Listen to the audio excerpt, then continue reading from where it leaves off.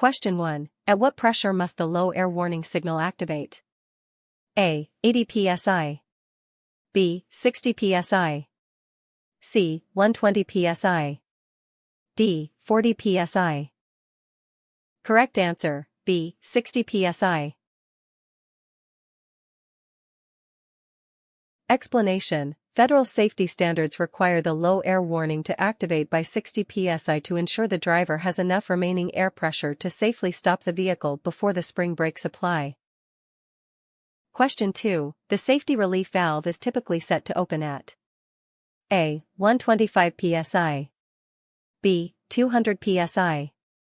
C. 100 psi. D. 150 psi. Correct answer, D. 150 psi. Explanation. This valve acts as a mechanical failsafe that vents air at 150 psi to prevent excessive pressure from rupturing the air tanks. Question 3. The air compressor governor should cut in at what pressure? A. 200 psi.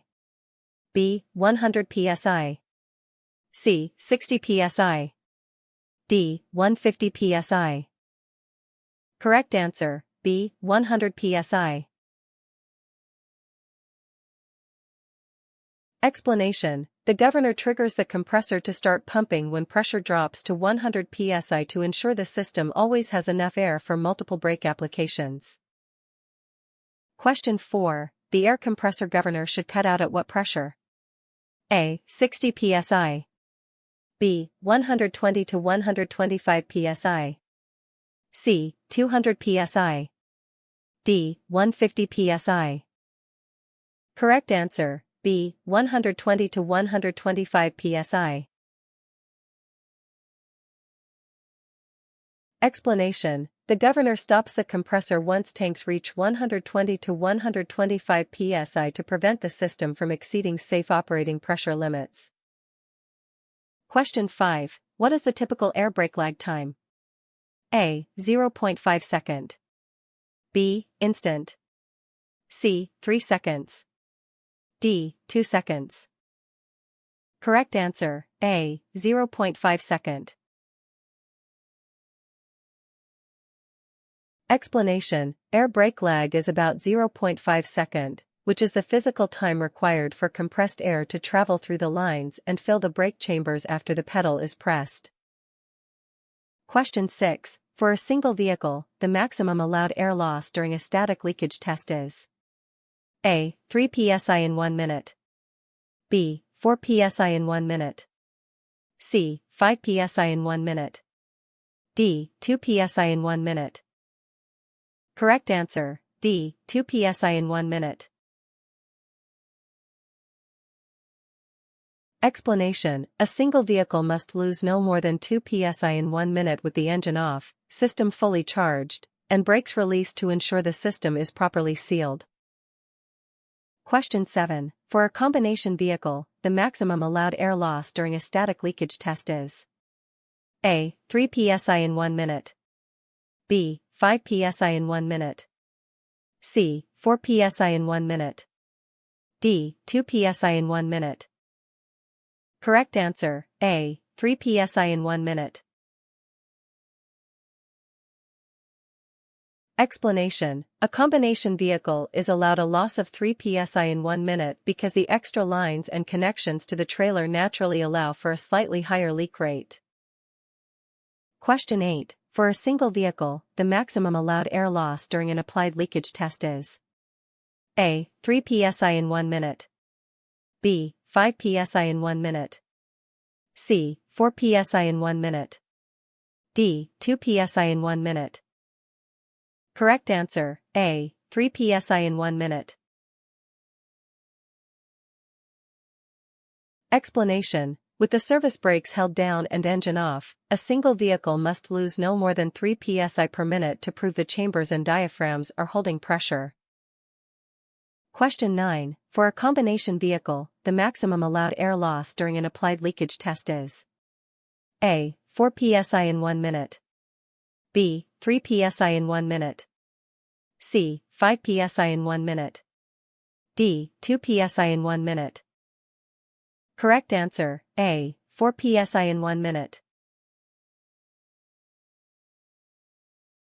Explanation: a combination vehicle must lose no more than 4 psi per minute during an applied test, verifying that the entire tractor and trailer air system can maintain braking force.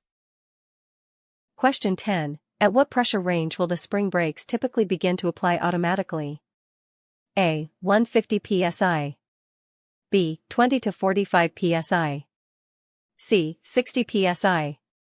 D. 100 psi.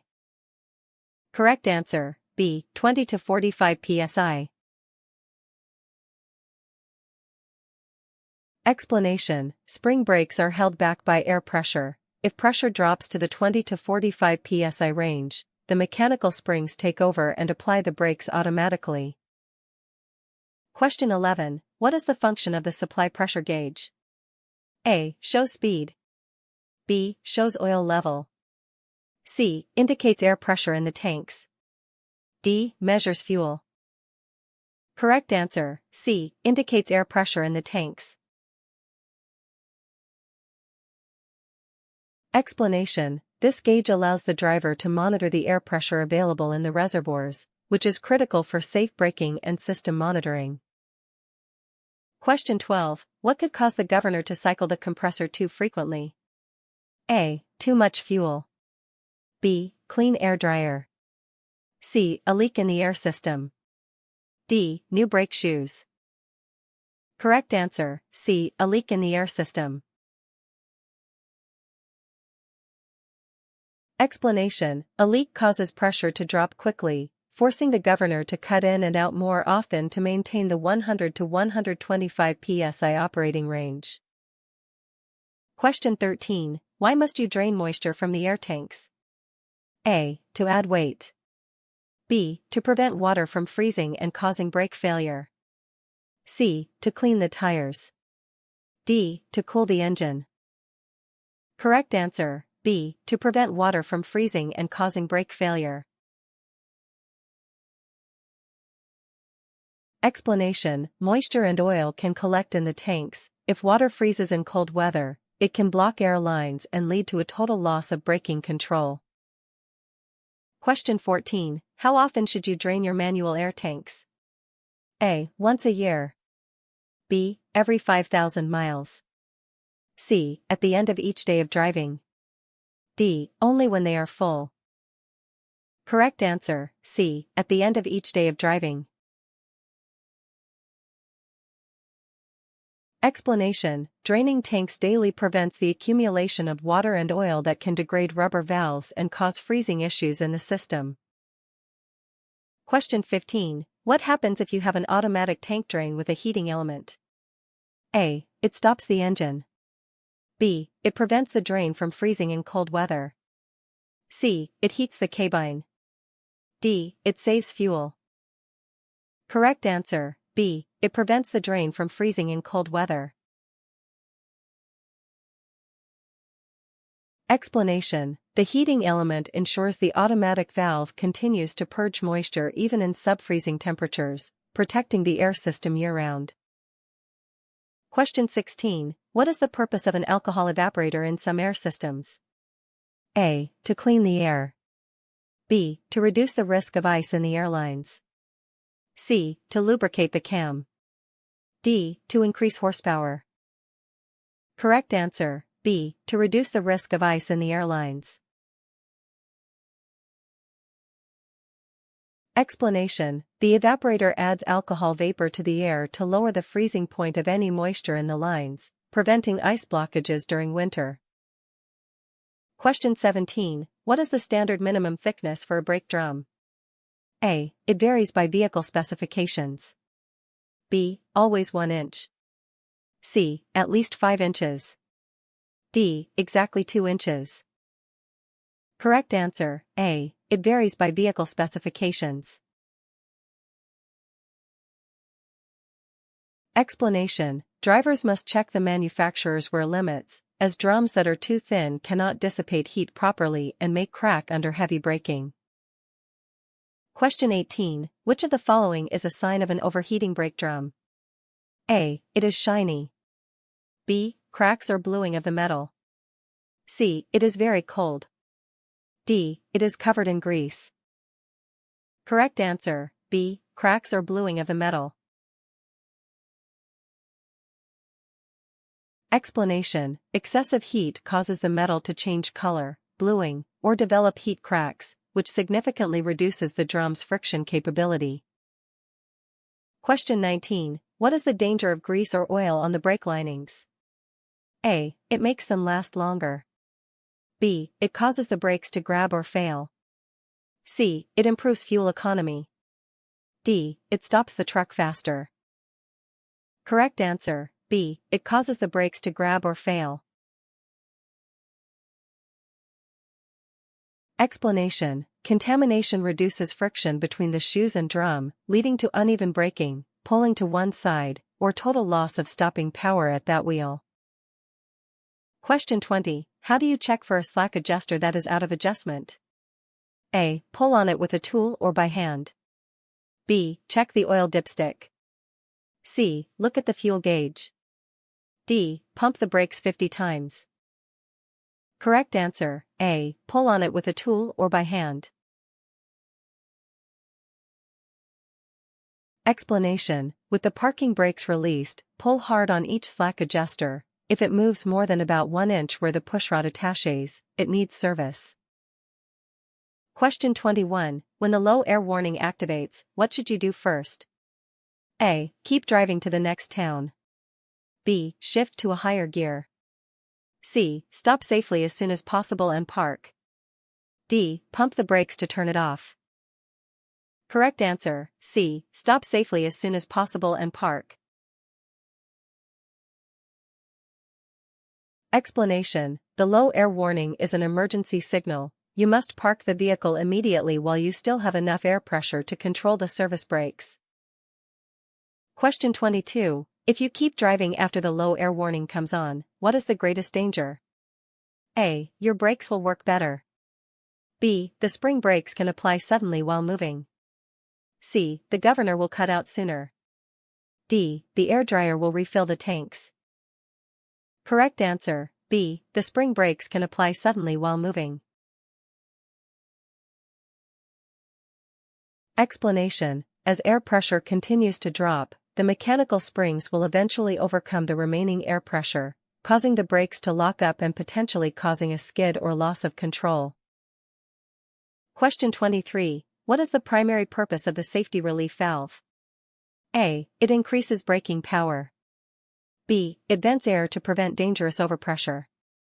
C. It drains moisture from the tanks. D. It applies the parking brakes. Correct answer, B. It vents air to prevent dangerous overpressure. Explanation: the safety relief valve is a mechanical backup designed to protect the system by venting air at 150 psi if the governor fails to stop the compressor. Question 24. If the safety relief valve is venting air, what does it indicate? A. System pressure is too high or the valve is faulty. B. The service brakes are adjusted too tight. C. The slack adjusters are broken. D. The tread depth is too low. Correct answer, A. System pressure is too high or the valve is faulty. Explanation: venting air at the safety valve means either the governor has failed to cut out, or the valve itself has a mechanical defect and can no longer hold the standard 150 psi limit. Question 25. What happens during governor cutout? A. The compressor starts pumping. B. The compressor stops pumping because tanks are full. C. The low air warning turns on. D. The spring brakes release. Correct answer, B. The compressor stops pumping because tanks are full. Explanation: cutout occurs when the system reaches the maximum operating pressure, usually 125 psi, signaling the compressor to stop loading air into the tanks. Question 26. What happens during governor cut-in? A. The compressor restarts pumping after pressure drops. B. The compressor stops pumping because tanks are full. C. The low air warning turns on. D. The safety valve opens. Correct answer, A. The compressor restarts pumping after pressure drops. Explanation: when air use causes tank pressure to drop to approximately 100 psi, the governor triggers the compressor to begin pumping again to maintain safe levels. Question 27. If tank pressure continues to rise past 130 psi without cutting out, what component is likely faulty? A. Governor. B. The air dryer is too clean. C. The slack adjusters are loose. D. The foot valve is stuck closed. Correct answer, A. Governor. Explanation: the governor is responsible for sensing system pressure. If it fails to cut out, the compressor will continue to pump until the safety valve vents. Question 28. Why do air brakes have a short delay compared to hydraulic brakes? A. The truck is heavier. B. Air must travel through lines and fill chambers. C. The tires are larger. D. The brake drums are smaller. Correct answer, B. Air must travel through lines and fill chambers. Explanation: unlike hydraulic fluid which is non-compressible, air takes time to flow through the plumbing and build sufficient pressure in the brake chambers to move the pushrods. Question 29. Why must you chock the wheels before performing the manual slack adjuster check? A. To stop rollaway with brakes released. B. To make the compressor pump faster. C. To reduce brake lag time. D. To improve tire pressure. Correct answer, A. To stop rollaway with brakes released. Explanation: to check slack adjusters, you must release the parking brakes. Chocking the wheels prevents the vehicle from rolling while you are underneath it. Question 30. In a static leak check, what is the correct vehicle configuration? A. Engine on, brake pedal held down. B. Engine off, system charged, brakes released. C. Engine off, parking brake applied. D. Engine on, parking brake applied. Correct answer, B. Engine off, system charged, brakes released. Explanation: this test evaluates the air tightness of the system in its resting state with the engine off and all brakes released. Question 31. Which action is required to perform an applied leak check? A. Hold the service brake pedal down with engine off. B. Turn the wheel back and forth. C. Pump the brakes fast for 1 minute. D. Pull the trailer air supply knob. Correct answer, A. Hold the service brake pedal down with engine off. Explanation: holding the pedal down maintains pressure in the service side of the system, allowing you to monitor the gauges for leaks in the chambers or lines. Question 32. If air pressure drops 5 psi in 1 minute during a single vehicle static check, what should you do? A. Continue driving. B. Identify and fix the leak before driving. C. Wait for the governor to cut out.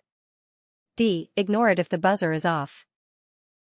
Correct answer, B. Identify and fix the leak before driving.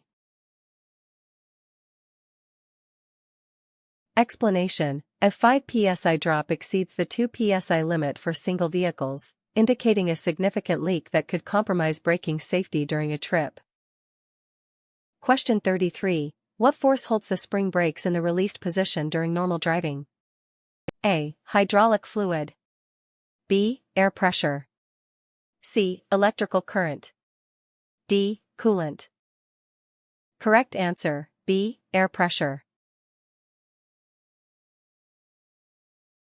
Explanation: air pressure acts against the heavy mechanical springs. As long as the system has enough air, the springs are compressed and the brakes stay off. Question 34. What is the primary function of the tractor protection valve? A. Increases fuel flow. B. Protects the tractor air supply in case of trailer failure. C. Controls steering. D. Cleans the air lines. Correct answer, B. Protects the tractor air supply in case of trailer failure. Explanation: this valve closes automatically if the trailer breaks away or develops a major leak, ensuring the tractor maintains enough air to stop itself. Question 35. What is the danger of using the spring brakes for emergency stopping while at high speed? A. They stop too smoothly. B. They can cause the wheels to lock and result in a skid. C. They improve tire life. D. They reduce brake lag time. Correct answer: B. They can cause the wheels to lock and result in a skid. Explanation: spring brakes are not modulated like service brakes, they apply full mechanical force, which can lock the wheels and cause a loss of control on slippery roads. Question 36. If the low air warning activates but the gauge shows 100 psi, what is the safest assumption? A. The gauge is inaccurate and the system is unsafe. B. The warning is always false. C. It is safe to ignore it. D. The governor is working perfectly. Correct answer: A. The gauge is inaccurate and the system is unsafe.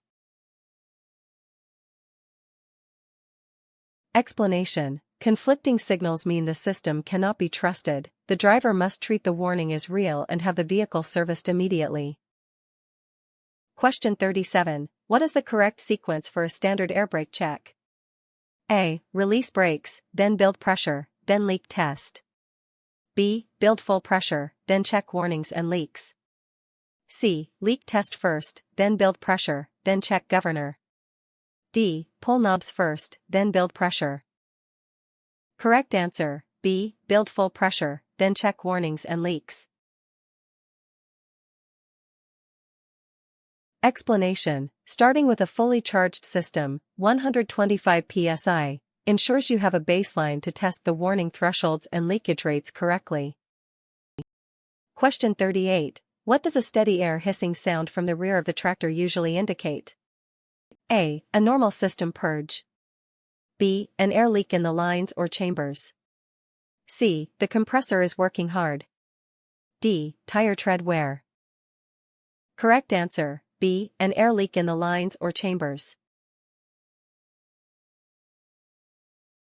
Explanation: a constant hiss indicates that air is escaping the system, which will eventually cause the pressure to drop below safe operating levels.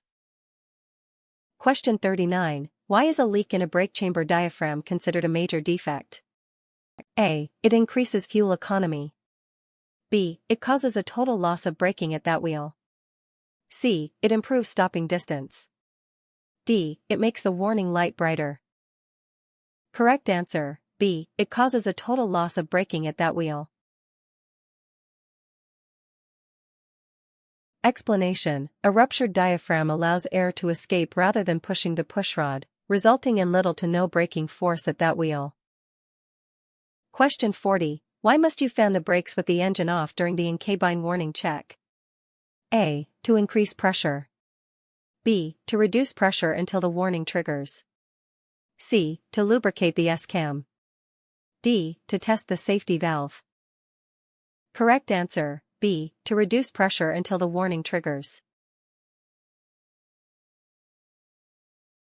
Explanation: fanning mimics brake applications to bleed off air pressure so you can verify the warning light and buzzer activate before the pressure gets too low. Question 41. Which component is designed to keep the air tanks at a consistent operating pressure?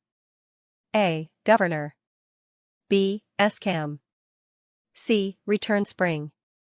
D. Brake shoe. Correct answer: A. Governor. Explanation: the governor monitors the tanks and loads or unloads the compressor to keep the system pressure between the cut-in and cut-out points. Question 42. If the emergency air line breaks while driving, what should the driver expect? A. The truck will speed up. B. The trailer spring brakes will apply immediately. C. The steering will lock. D. The lights will turn off. Correct answer: B. The trailer spring brakes will apply immediately. Explanation: the loss of air in the emergency line triggers the trailer's protection system, causing the trailer brakes to apply automatically. Question 43. What is the purpose of the trailer air supply control, red knob, in the cabine? A. To shift gears. B. To provide air to the trailer and release trailer spring brakes. C. To turn on the radio. D. To drain the tractor tanks. Correct answer, B. To provide air to the trailer and release trailer spring brakes. Explanation. Pushing the red knob sends air to the trailer to charge the reservoirs and push back the springs so the trailer can move. Question 44. What happens if the service air line has a major leak but the emergency line is intact? A. You lose all braking. B. Trailer brakes apply only when you press the pedal. C. The engine stops. D. The tractor tanks overfill. Correct answer, B. Trailer brakes apply only when you press the pedal. Explanation. The trailer will still have emergency air, but when you try to brake, air will escape the service line, leading to weak or no trailer braking. Question 45. How can you test if air is flowing to all trailers in a combination vehicle? A. Use the trailer hand valve and check for air at the rear. B. Pump the pedal once. C. Check the fuel level. D. Look at the tractor tires. Correct answer, A. Use the trailer hand valve and check for air at the rear. Explanation. Opening the service line at the back of the last trailer while the brakes are applied proves that air is traveling through the entire length of the combination. Question 46. If you pull the trailer air supply control, red knob, while driving, what will happen? A. The tractor will stop faster. B. The trailer brakes will apply immediately. C. The compressor will explode. D. The trailer will disconnect. Correct answer, B. The trailer brakes will apply immediately. Explanation. Pulling the knob exhausts the air in the trailer emergency line, causing the trailer's spring brakes to apply. Question 47. What should you do if the low air warning light comes on while you are in the middle of a bridge? A. Stop immediately on the bridge. B. Continue to the end of the bridge and park safely. C. Speed up to clear the bridge. D. Pump the brakes to build air. Correct answer, B. Continue to the end of the bridge and park safely. Explanation. While the warning is an emergency, you should attempt to clear the bridge and park in a safe location where you aren't blocking traffic or risking a rear-end collision. Question 48. What indicates that the S-cam is working correctly during a brake application? A. It doesn't move. B. It rotates to push the shoes against the drum. C. It turns blue. D. It leaks air. Correct answer, B. It rotates to push the shoes against the drum. Explanation. The S-cam's rotation is what converts the mechanical push of the pushrod into the outward force that expands the brake shoes. Question 49. Why is it important to check the brake drums for grease or oil? A. It makes them shiny. B. It causes the brakes to slip and fail. C. It prevents rust. D. It cools the drum. Correct answer, B. It causes the brakes to slip and fail. Explanation. Grease or oil act as lubricants, which is the opposite of what is needed for friction. Contaminated drums will not stop the wheel effectively. Question 50. What is the result of excessive heat during a mountain descent? A. Brakes work better. B. Brake fade, where stopping power is lost. C. Air pressure increases. D. The compressor runs less. Correct answer, B. Brake fade, where stopping power is lost. Explanation. Heat causes the brake drums to expand away from the shoes and the linings to lose friction, making it difficult or impossible to slow the vehicle. Question 51. At what pressure should the low air warning light or buzzer come on? A. 120 psi. B. 40 psi. C. 80 psi. D. 60 psi. Correct answer, D. 60 psi. Explanation: the warning device must trigger by 60 psi so the driver receives an immediate alert to park the vehicle while the service brakes are still fully functional. Question 52. The safety relief valve usually opens at about what pressure? A. 200 psi. B. 125 psi. C. 150 psi. D. 100 psi. Correct answer, C. 150 psi. Explanation: this valve is a mechanical failsafe set at 150 psi to protect the reservoirs and air lines from bursting due to extreme overpressure. Question 53. Governor cut-in pressure is usually about A. 200 psi. B. 150 psi. C. 100 psi. D. 60 psi. Correct answer, C. 100 psi. Explanation: the governor triggers the compressor to start pumping once pressure drops to 100 psi, ensuring the system maintains a sufficient volume for repeated braking. Question 54. Governor cutout pressure is usually about A. 60 psi. B. 200 psi. C. 120 to 125 psi. D. 150 psi. Correct answer, C. 120 to 125 psi. Explanation: once the system reaches 120 to 125 psi, the governor stops the compressor from pumping to maintain the system within a safe operating range. Question 55. Why is air brake lag time approximately 0.5 second? A. Tires are heavy. B. Air is a gas that must travel and compress. C. Valves are slow. D. Engine is at idle. Correct answer, B. Air is a gas that must travel and compress. Explanation: unlike hydraulic fluid, air is compressible and takes a fraction of a second to travel through the plumbing to apply force in the brake chambers.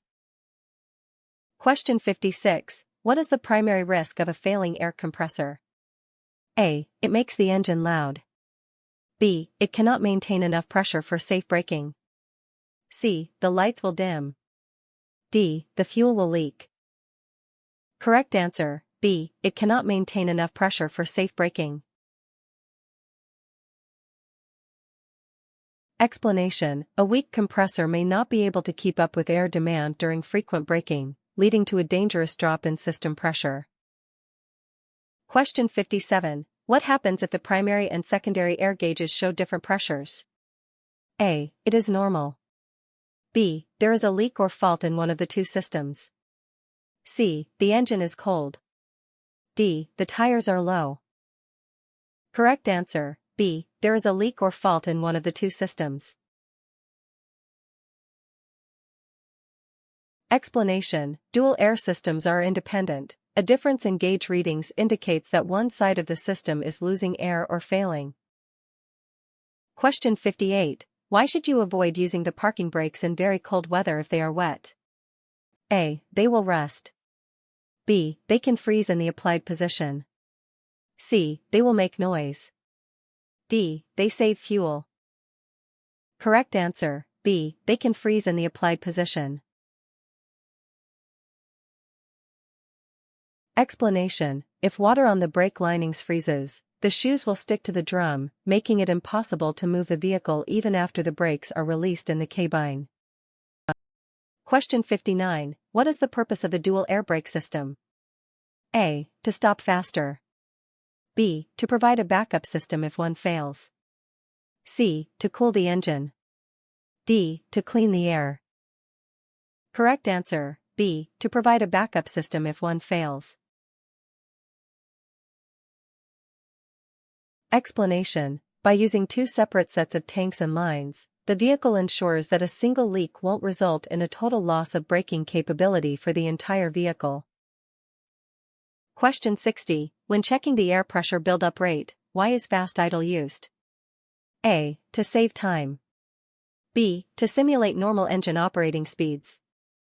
C. To test the governor. D. To clean the air dryer. Correct answer, B. To simulate normal engine operating speeds. Explanation: using fast idle, typically 1200 rpm, provides a consistent compressor speed to accurately verify the system's ability to recover air pressure within the required safety time limits.